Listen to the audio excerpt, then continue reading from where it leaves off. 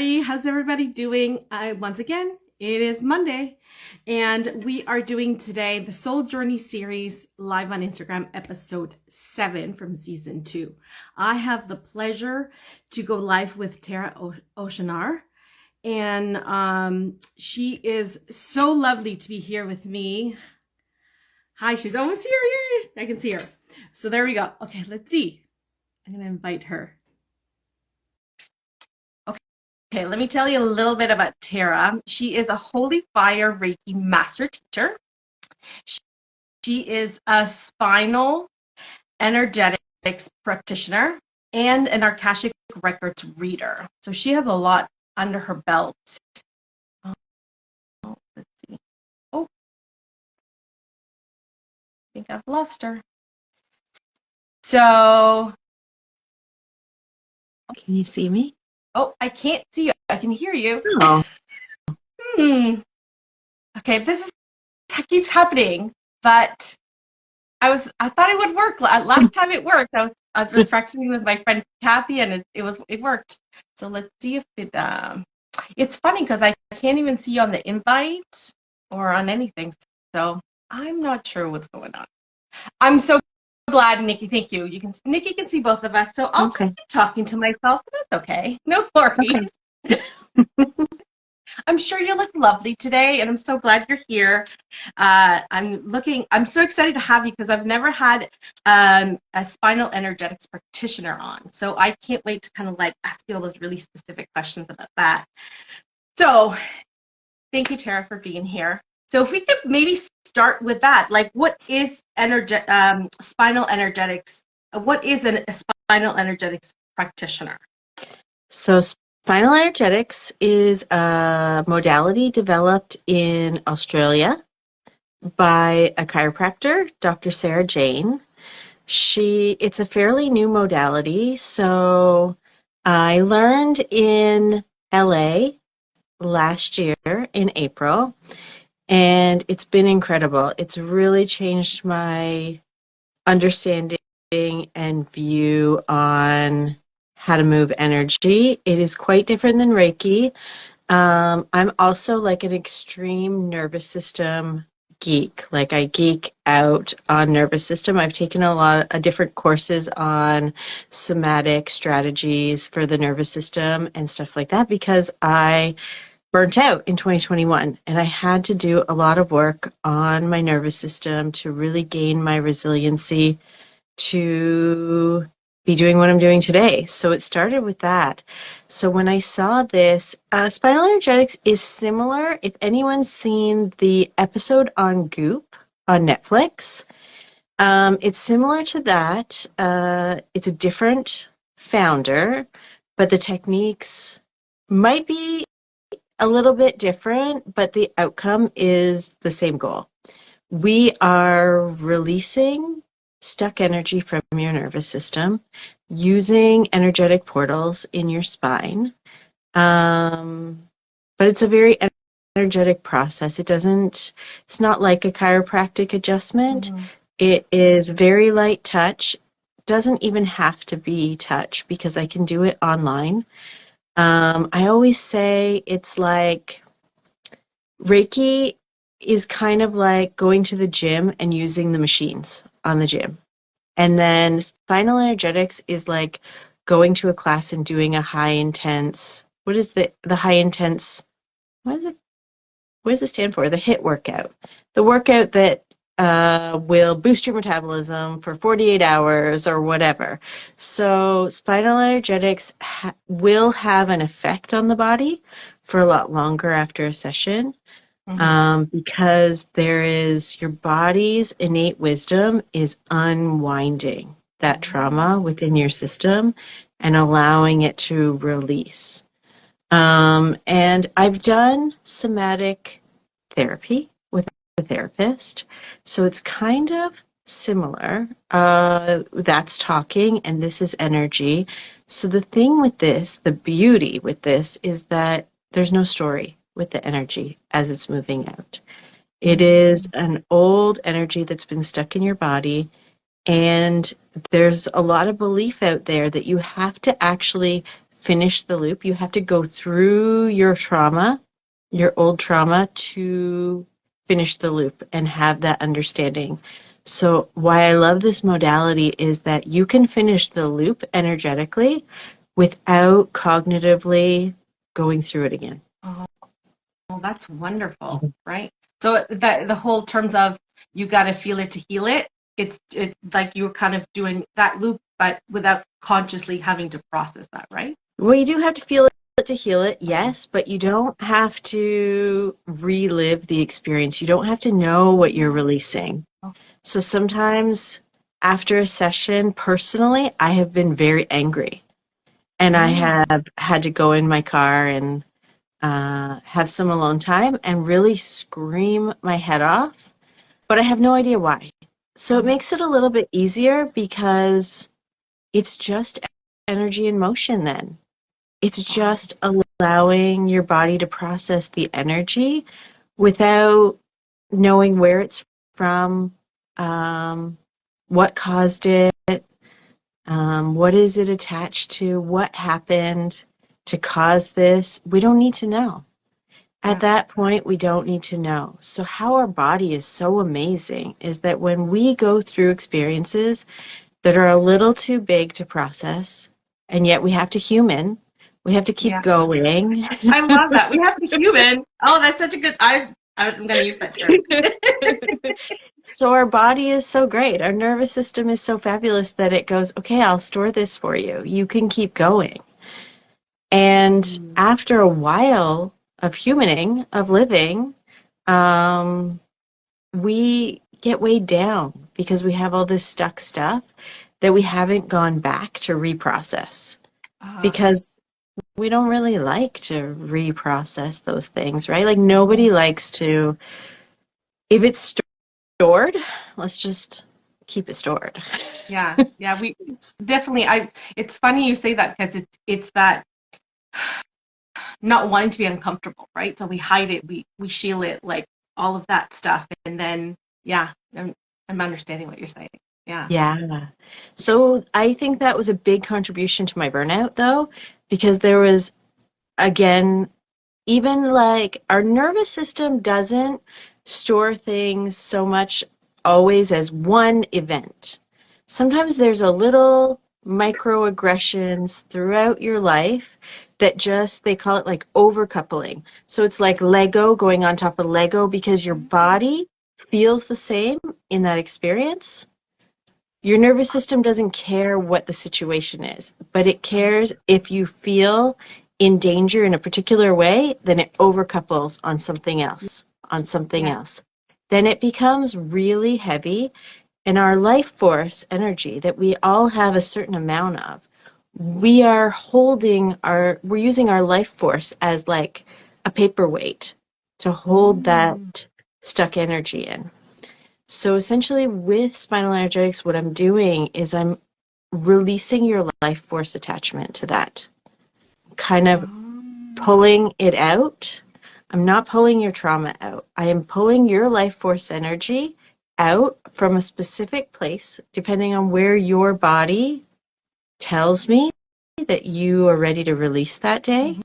And I'm pulling it out, and then I'm redistributing it into your system freely so that it can go to where your body needs that extra energy. So it's almost like recycling. We're taking it from a stuck place and then we're putting it in a usable way. And then over the next few days after your session, that trauma, that stuck energy that had that paperweight on top of it is allowed to move. It's allowed to flow. And your body always wants harmony. It always wants perfect health. So when that life force energy, that paperweight isn't there, it's going, okay, let's move this out. Because our energy really should be, our emotions should be energy in motion. But we just have our ways in our society of going, I'm not going to process this now. I'll just hold it till later. And often later is when we burn out or when we really suffer something, when we get to a state of dis-ease in our body that we go, okay, I have no choice now. My body is saying I have to process this.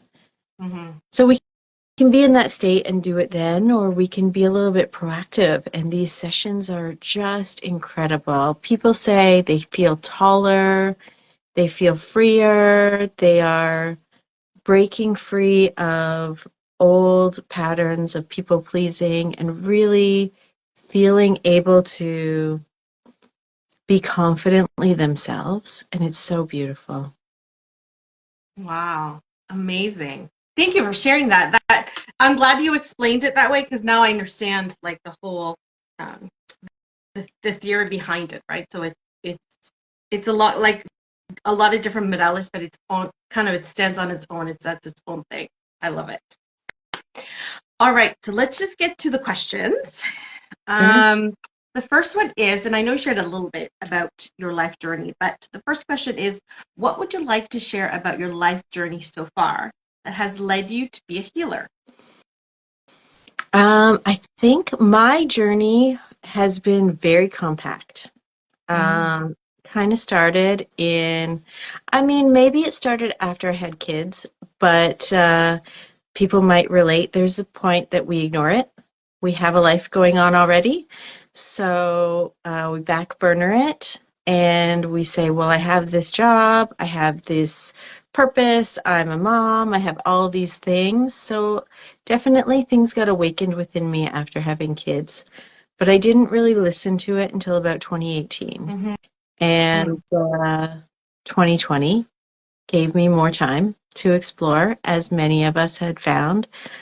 So I had a lot of catching up to do of all of the backburnering that I did on those things. So it's been a nonstop fast journey. And just when I feel like I'm getting my footing, the carpet gets pulled out from under me. That is often my story. And then my burnout happened, which was the biggest carpet being pulled out from under me. And it really took, my journey took on a life of its own of figuring out how to help heal myself. And then learning that I can help other people with this in the ways that I learned to listen on how to heal myself. So, um, I think that's the biggest. It's been like such a learning resiliency in my journey, time and time again. Every time uh, the the carpet got pulled out, or anytime the cliff that I was standing on just seemed to crumble beneath me. yeah. Mm-hmm. I hear you. Perseverance, right? Like it's Yeah. like, okay, gotta get back up, right? Mhm. Yeah, for sure. Um, so through that journey, what did you discover your life? Have you discovered your life purpose? And if you did, how did that occur? I don't think I don't think I believe in a life purpose. I feel like it's always changing. Mm-hmm. Everything that I learn is shifting. So, um, I try to live in my purpose in the moment and allow everything to be shifting and my focus to shift. I know how I want to feel in life, and I hope to be able to spread that to other people. But the actual purpose of it, I'm open to it shifting and changing still. Because I haven't had any long moments with steady ground yet. Uh, and every time something happens, I learn more about myself and I learn more about what's possible. And I think I almost don't want to get set in any one thing yet because the universe keeps amazing me. So I don't, unless my purpose is to be amazed constantly. That's not a bad I don't know. purpose. That's not a bad purpose to have, right? Yeah. But I think also purpose doesn't have to be something finite either. Like I love what you're saying. Your purpose just flows. It flows every day. It flows every moment. So I love that your purpose is to be here in this moment, flow with it. That's great. Yeah. Yeah. So, question number 3 is, what are some of the challenges you faced during your healing journey? I know you kind of mentioned a few. I don't know if you want to kind of elaborate on some of them. Yeah. Yeah. So showing up, being present, allowing those fight or flight habits that I lived with for so many years, allowing them to leave me. And my biggest, it's funny because I say that my purpose maybe is to be flowing, and that has been the hardest part. Like I know that I've always wanted freedom to be myself, freedom to be in alignment, and overcoming the life that I lived before embracing this has been my biggest hurdle. Witnessing things and not being in the stress of it all, and having triggers come up and knowing that I have the tools to work through them, and trusting myself and relying on the messages that I receive, and just being in the moment. I think I was not in the moment before this journey. I think I always wanted to be in the moment, but it's kind of funny when you force yourself to be in the moment, you're not actually in the moment. Because as soon as I had kids, I thought, okay, I need to be present. I need to be in the moment. People always say, like, I don't even remember now, but you have so many weekends until, they're done. Yeah. Like, if you actually count them, you have this many. So I really struggled with that. The stress of that, I actually made that stressful. So my biggest hurdle has been enjoying the moment, letting go of that constant stress, that constant worry, that perfection, and learning and releasing stuck energy from my nervous system to allow me to be in that rest and relaxation state. Our society does not lend well for people being in a state of rest and relaxation. So it's really going against the grain, and getting there is, it's a journey, but it's worth it. But it's a journey, and every single human can use some nervous system support, I believe. Like it's our society is just not conducive to allowing us to be in that state naturally. So can I ask a follow-up question to that? What do Mhm. you do to kind of not even heal, but kind of tame that um, perfectionist within yourself and allow yourself to go with the flow? It has been the nervous system work that has allowed me to do that, to be able to witness. I noticed after it's been a year of me doing spinal energetic sessions for myself, and I noticed that I'm able to witness things and go, ooh, that really would have messed me up before. Like I can see things happen and I can stay neutral in it. So it's the constant, like, racing of my mind that used to happen before I really dove into the nervous system work. I did a lot of therapy as well, and it's like, wow, why didn't I do therapy earlier in my life? Because it is amazing to have a space where someone listens to you and you get to be validated and work through some things that keeps you stuck in your head. But I also think that talk therapy had limits too. Yeah. So when I added the energy work that was specific to supporting the nervous system and having huge releases, I can't really say that spinal energetics is always kind, because you do have huge releases sometimes, and the resiliency comes in that too, because we are kind of taught that emotions are scary. Mm-hmm. And I always tell people that never in the history of life has anyone died from feeling emotions. But it Yeah. feels like it. Yeah. So the perfectionism could have been attached to never wanting to feel shameful, for never wanting to feel disappointed in myself. And when we start releasing those type of heavy emotions, it's not as scary because you know you can handle it. You've actually lived through processing some of these emotions without a story. So it does make it easier, but you've lived through processing these emotions and your body is resilient to knowing, and your mind. And that's another thing that Spinal Energetics does. It helps your mind and body connection come in together more.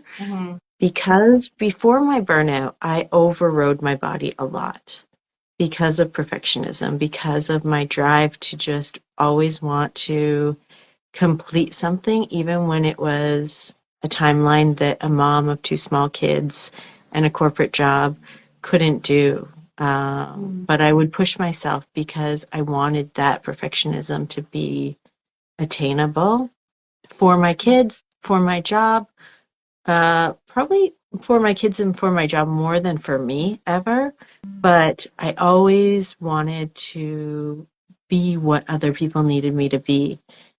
And when I was able to just feel safe to be me, how I was, then everything became a little bit less intense in my head.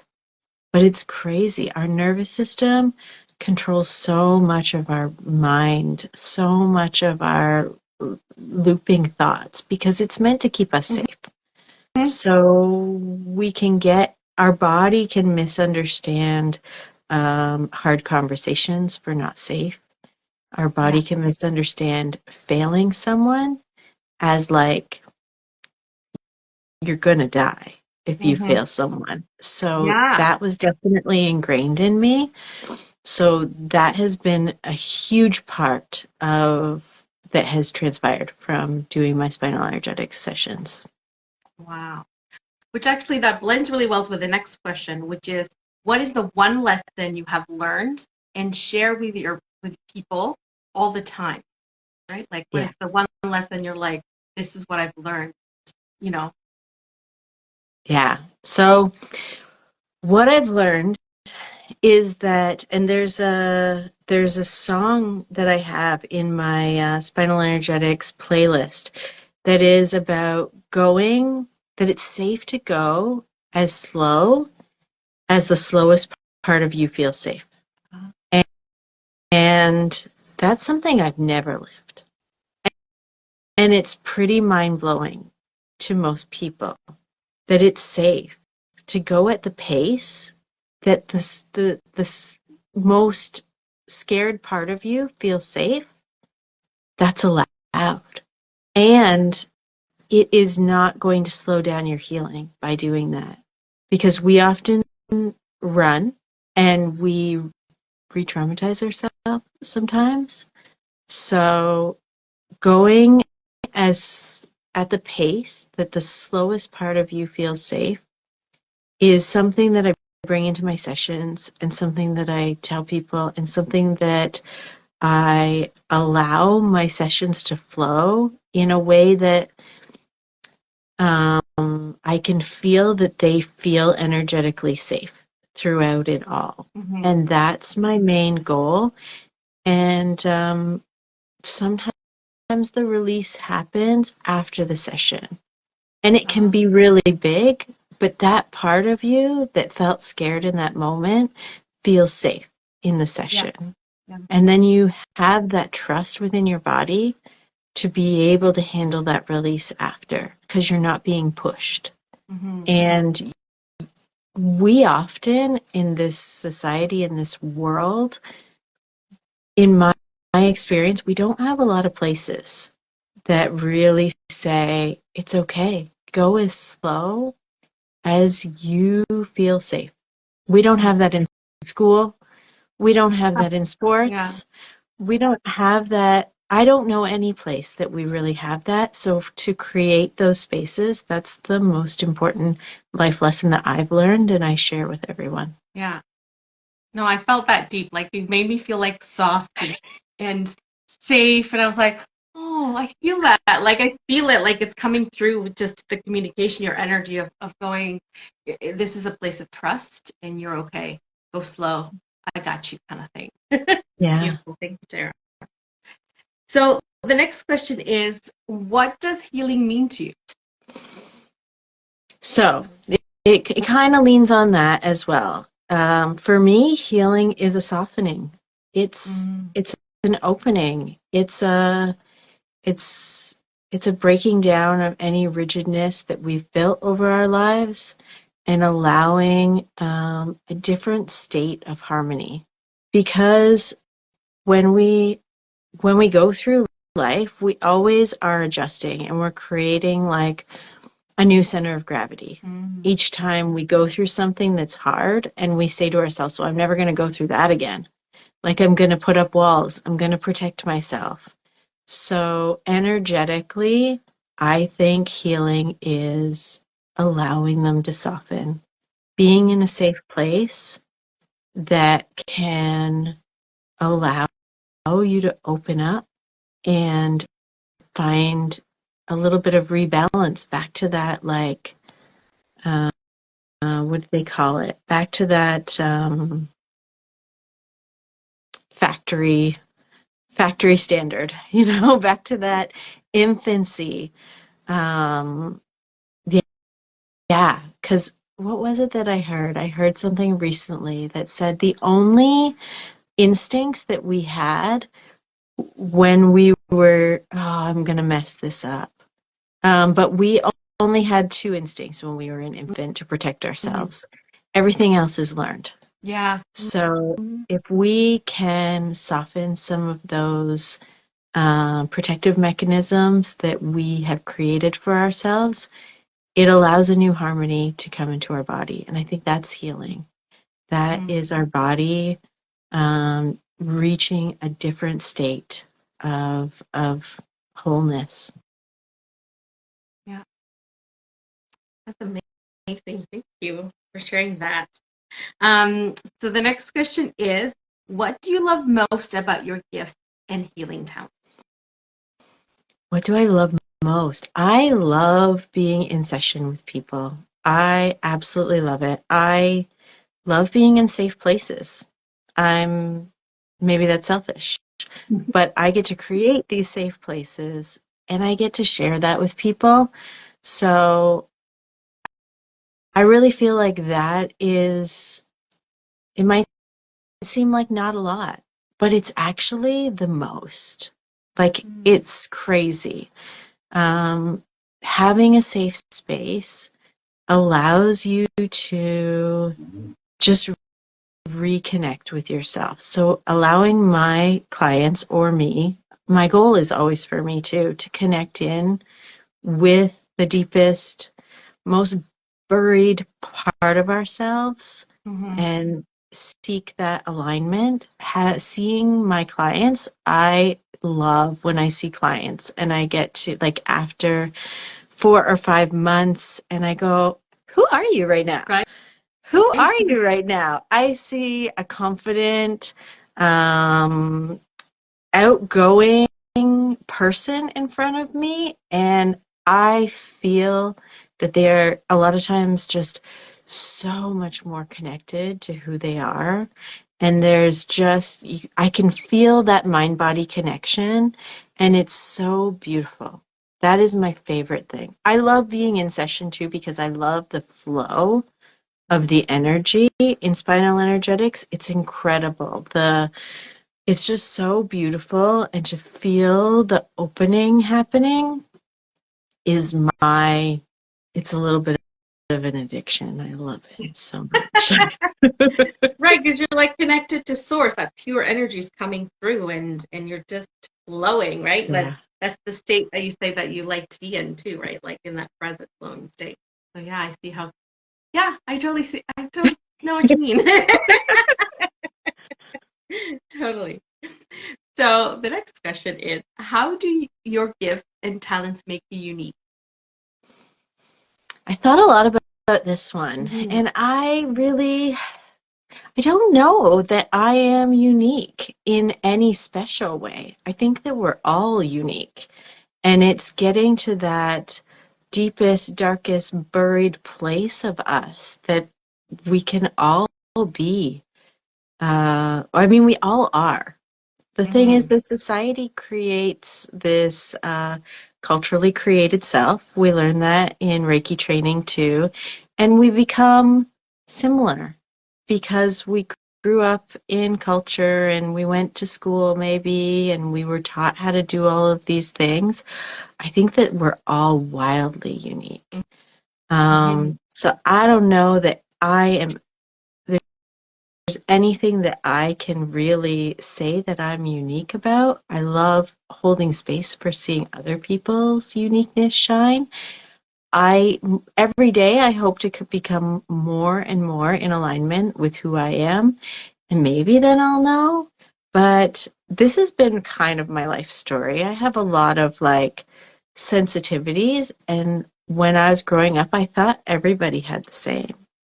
So it's really hard to know Mhm. what, because I feel it in other people. Mhm. They just don't recognize it yet. So I think we're all just amazingly unique. And my hope is that we all find it.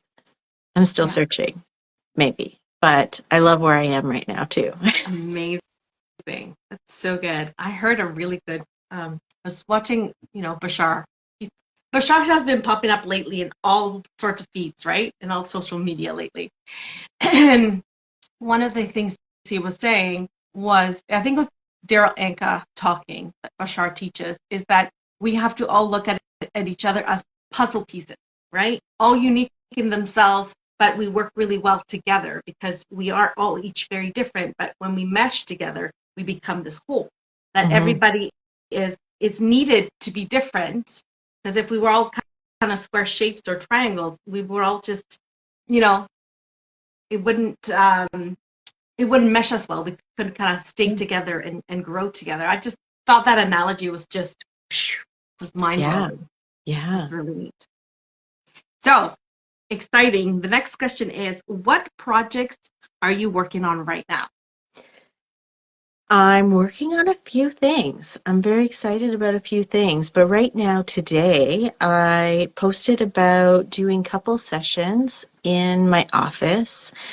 Because with spinal energetics, the energy is just like whipping around. Like life force energy is that your field gets so big, and when we create that with multiple people, the vortex is so powerful. So I'm so excited. I'm also searching for places to do bigger group sessions.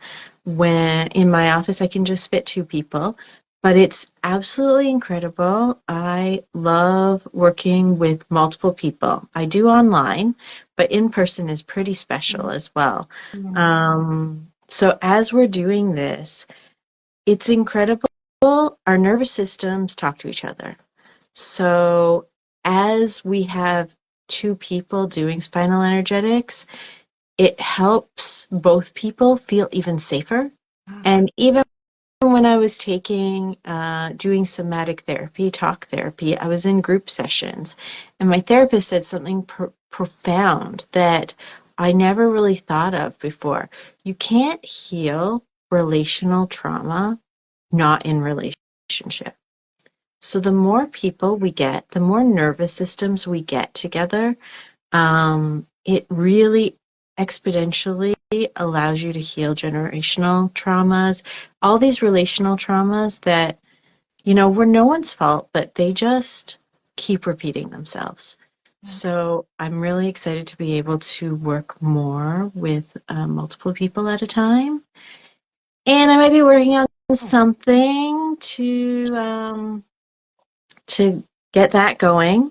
And then also, I'm working on something to do with the Akashic Records. Oh, I'm that's hoping to exciting. release that maybe by April. So stay tuned. Now I know that you're an Akashic Record reader. Have you ever, are you ever thinking of teaching that? Yeah. Well, there is so much information on the Akashic Records Mm-hmm. in the internet.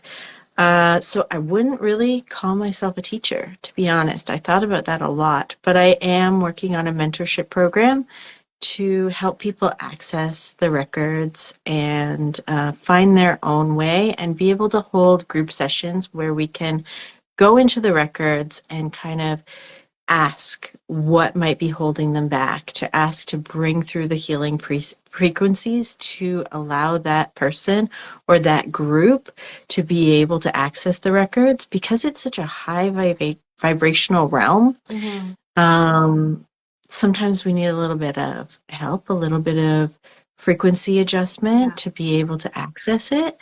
So yes, I have that going on.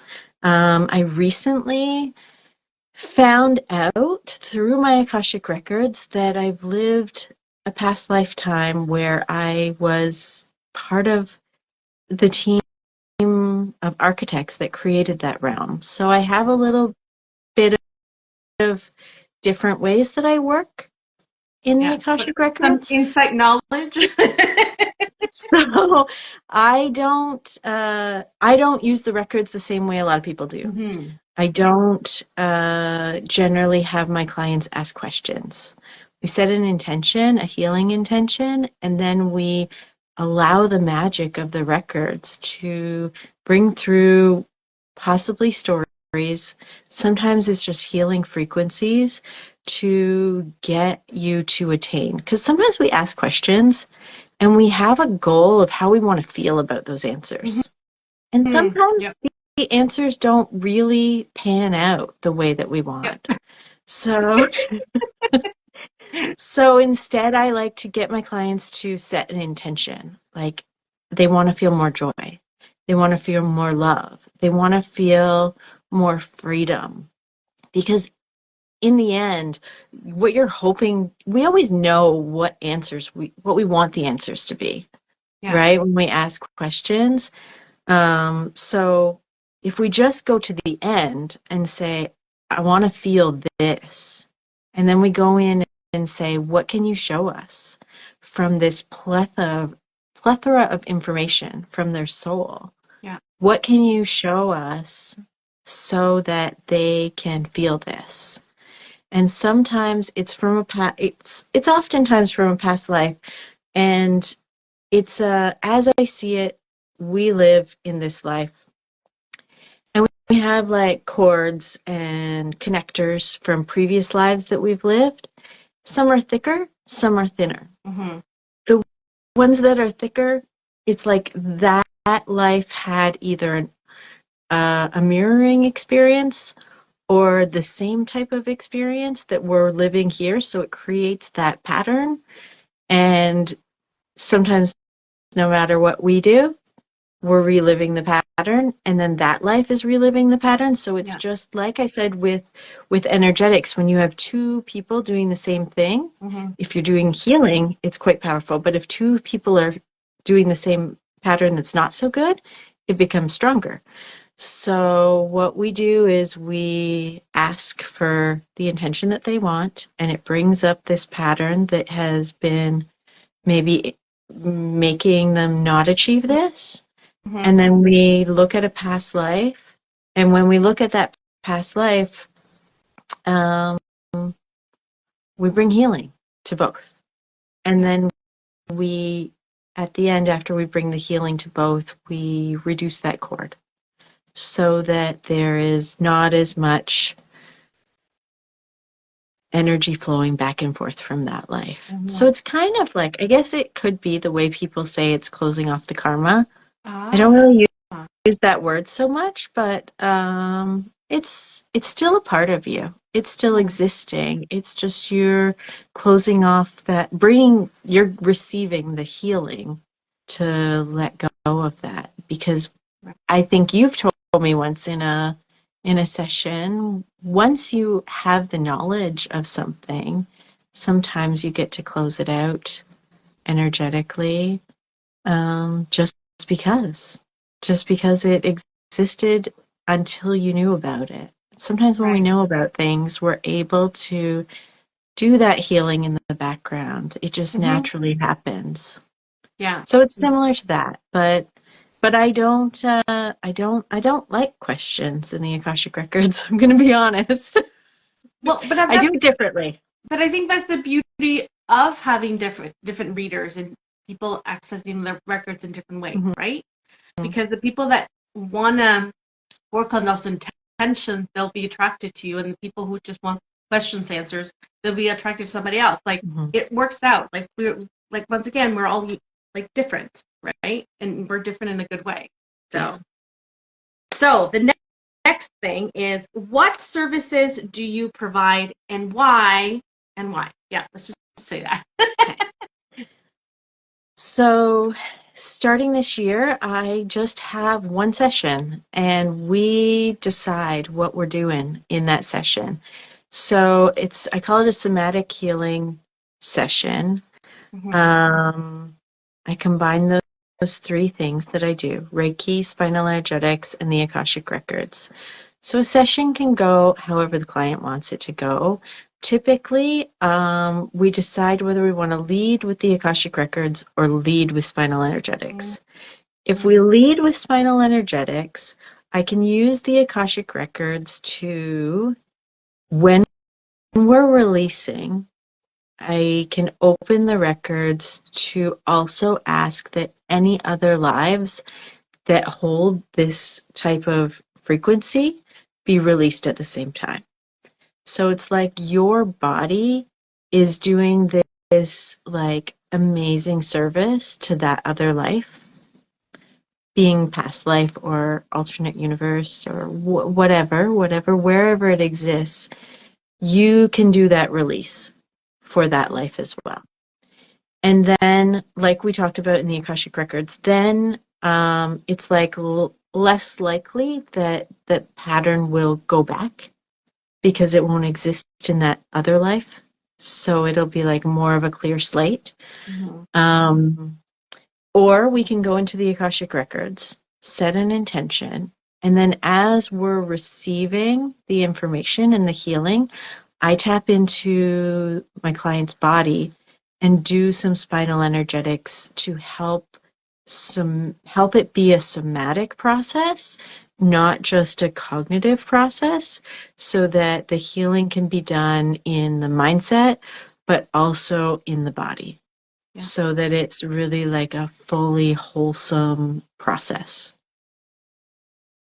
Awesome. And I use Reiki throughout because it just helps maintain the ambiance, the calmness, the safeness, the atmosphere.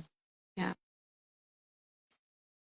And last question is, where can people find you or get a hold of you? On Instagram is great. I have a website, www.lightinu.ca. It's all linked in my Instagram, though. So I have an office in Pickering, and I can do everything online. And some people do enjoy being in their own bed while they do this, or on a yoga mat in their house when they have time and space alone, because energy knows no time or space. It is just as effective online. I started out with my online sessions for spinal energetics from a practitioner in Australia. And because I've done Reiki, I know that there's no limits, and they have been just as impactful. Although I find some people, and I do sometimes, love just the feeling of being in someone's presence and being able to fully surrender in person as well. Yeah. Yeah. So. No, I hear for sure. There is a difference between online and in the same room, but it's all the same kind of energy. You're still moving, shifting, like they're both fun. So, well, thank you so much, Tara, for being here today. Your answers, your presence, your energy is freaking gorgeous. I want to now open it up. We have 7 people watching. I want to open it up to the people watching. If you do have any questions for Tara, is there anything that came up that you're like, ooh, I want to know this? Please send in your questions before we close out today's soul session, soul journey. So, any questions, guys? Any last words, Tara? Would you like to kind of share any like last words? I don't know. Trust yourself. Go at the pace that feels the safest for you. You can never go wrong in that way. Sometimes we're always rushing, we're speeding, we're thinking we're behind. Mm-hmm. And I know spirit tells people we're never behind, but like our mind tells us we are. And part of that is because our nervous system has been jacked at a young age. And just allowing yourself to go at that pace is healing and nurturing to your nervous system. So whether or not you decide to do spinal energetics, nurturing your nervous system on your own can be done as well. It's like a space holding for yourself. And we can all do it, and we all deserve to have that. Yes, definitely. Beautiful last words. Thank you so much. There doesn't seem to any questions to be coming in. Okay. So with that said, thank you, Tara, once again for your time. Send you lots of love. I can't wait to see your space, and wishing you everybody a wonderful day, wonderful Monday, and reach out to Tara if you want to find out more about spinal energetics. Okay, send you all lots of Thank love. you. Bye, Thank guys. you, Marilla, for having Oh, me. Bye. you're welcome. Bye, everybody. Bye.